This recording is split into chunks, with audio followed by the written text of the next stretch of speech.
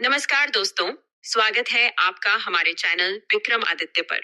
आज हम कालिका पुराण के नवम अध्याय की कहानी सुनाएंगे। हर शिव को विवाह के लिए मनाना।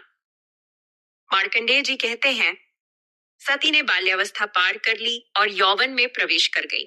उनका रूप अत्यंत सुंदर था। शरीर के हर अंग में अपार आकर्षण था। वे सर्वांग सुंदर लग रही थीं। दक्ष जी, जो लोकेश थे, अपनी पुत्री को यौवन में प्रफुल्लित देखकर सोचने लगे, शिव को अपनी इस पुत्री को कैसे सौंपे। सती भी स्वयं भर्ग को पति रूप में प्राप्त करने की इच्छा रखती थी। वे अपनी माता वीरिणी की अनुमति से घर पर प्रतिदिन उनकी आराधना करने लगी। आश्विन मास की कृष्ण पक्ष की अष्टमी को उन्होंने लवण और गुड़ मिले चावल से हर की पूजा की और फिर वंदना की। इस प्रकार उन्होंने वह दिन बिताया। कार्तिक मास की कृष्ण पक्ष की चतुर्दशी को उन्होंने अप्पू, राइस केक और पायस, खीर से हर की आराधना की और परमेश्वर का स्मरण किया। मार्गशीर्ष मास की कृष्ण अष्टमी को तिल, यव और उदन, खीर, इसके साथ नील, अंजीर से हर की पूजा की और दिन बिताया। पौष मास की कृष्ण सप्तमी की रात जागरण करके सुबह मुद्ग से शिव की पूजा की। माघ मास की पूर्णिमा की रात जागरण करके गीले वस्त्र पहनकर नदी किनारे हर की पूजा की। उस पूरे महीने उन्होंने हर में मन लगाकर विभिन्न मौसमी फलों और फूलों से निर्धारित आहार लिया। फाल्गुन तपस्या मास की कृष्ण चतुर्दशी को रात जागरण करके बिल्वपत्र से देव की पूजा की। चैत्र मास की शुक्ल चतुर्दशी को दिन रात पालाश के फूलों से शिव की पूजा की और उनका स्मरण करते हुए दिन बिताया। वैशाख मास की शुक्ल तृतीया को यव मिले चावल से हर की पूजा की। पूरे महीने घी का हवन किया और वृषवाहन का स्मरण करते हुए निराहार रहा। ज्येष्ठ मास की पूर्णिमा की रात वस्त्र और वृहति फूलों से वृषवाहन की पूजा करके निराहार रात बिताई। आषाढ़ मास की शुक्ल चतुर्दशी को वृहति के फूलों से कृत्तिवास, श्रावण मास की शुक्ल अष्टमी और चतुर्दशी को यज्ञोपवीत वस्त्र और पवित्र कुश से शिव की पूजा की। भाद्र मास की कृष्ण त्रयोदशी को नाना प्रकार के फूलों और फलों से पूजा की। फिर चतुर्दशी को जल भोजन किया। मार्कंडेय जी कहते हैं, जब सती ने इस प्रकार व्रत आरंभ किया, तब ब्रह्मा जी सावित्री सहित हर के पास गए। भगवान वासुदेव भी लक्ष्मी सहित हिमालय की ढलान पर गए, जहां शंभु अपने गणों के साथ रहते थे। हर ने ब्रह्मा और कृष्ण को अपनी पत्नियों सहित आते देखा। उन्होंने यथोचित अभिवादन किया और उनसे आने का कारण पूछा। उन्हें दाम्पत्य भाव से युक्त देखकर हर के मन में दार परिग्रह विवाह की इच्छा उत्पन्न हुई। फिर हर ने पूछा, आप लोग सच सच बताइए, किस कार्य से आए हैं? यहाँ क्या काम है? त्र्यंबक के इस प्रश्न पर ब्रह्मा जी, जिन्हें विष्णु ने प्रेरित किया, महादेव से बोले। ब्रह्मा जी बोले, हे त्रिलोचन, सुनिए हम क्यों आए हैं।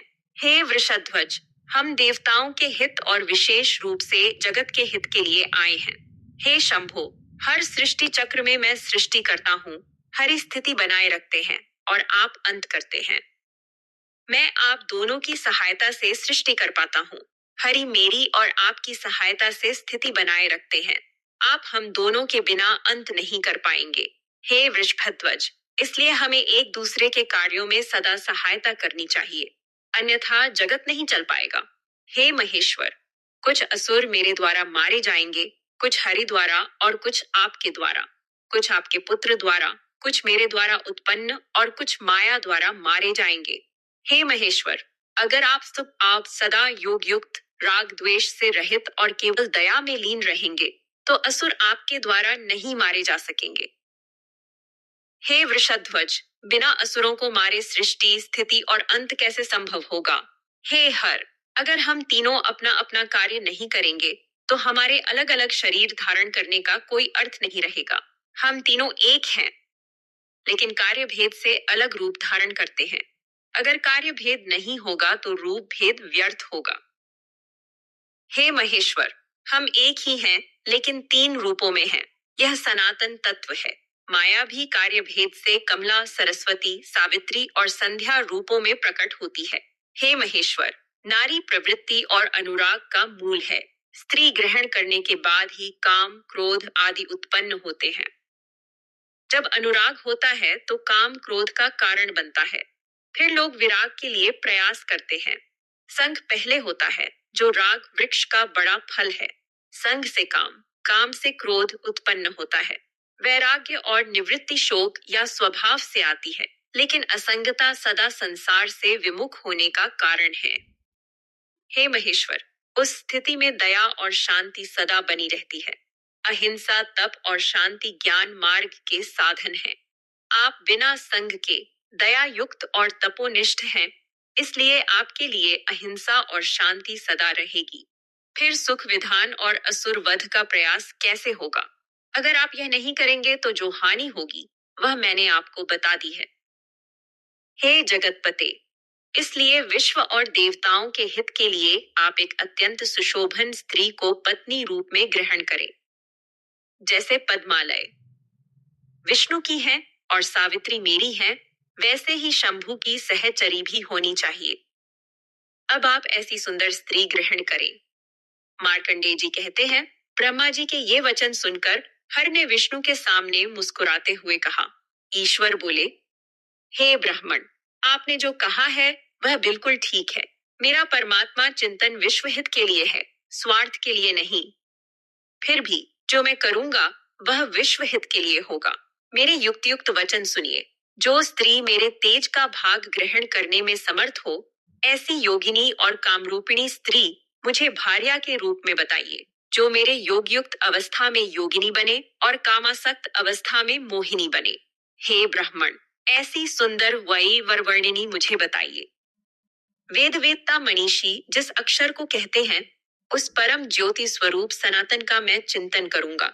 हे ब्राह्मण, उस चिंतन में मैं सदा शक्तिशाली रहता हूँ।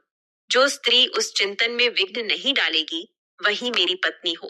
आप, मैं या विष्णु, हम सभी परब्रह्म के अंग हैं, इसलिए उसका चिंतन उचित है। हे कमलासन, मैं उस चिंतन के बिना नहीं रह सकता, इसलिए ऐसी पत्नी बताइए जो सदा मेरे कर्मों की अनुगामिनी हो। मार्कंडेय जी कहते हैं, हर के वचन सुनकर सर्व जगतपति ब्रह्मा प्रसन्न मन से मुस्कुराते हुए बोले।